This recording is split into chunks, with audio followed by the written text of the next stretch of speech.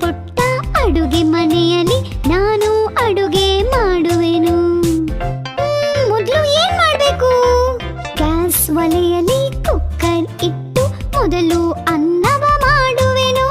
ಬಾಣಲೆಗೆ ತರಕಾರಿ ಹಾಕಿ ವಿಧ ವಿಧ ಪಲ್ಯವ ಮಾಡುವೆನು.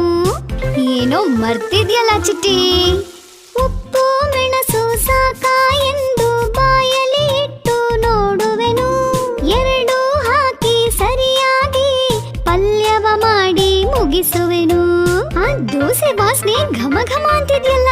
ಕಾವಲಿ ಮೇಲೆ ಹಿಟ್ಟನ್ನು ಹೊಯ್ದು ದೋಸೆಯ ಬೇಯಿಸಿ ತೆಗೆಯುವೆನು. ಬೆಣ್ಣೆ ಹಚ್ಚಿದ ಬ್ರೆಡ್ ಅನ್ನು ಟೋಸ್ಟರ್ ನಲ್ಲಿ ಟೋಸ್ಟ್ ಮಾಡುವೆನು. ಏನ್ ಚಿಟ್ಟಿ, ಊಟ ತಯಾರಾ? ಗುಂಡಾದ ತಟ್ಟೆ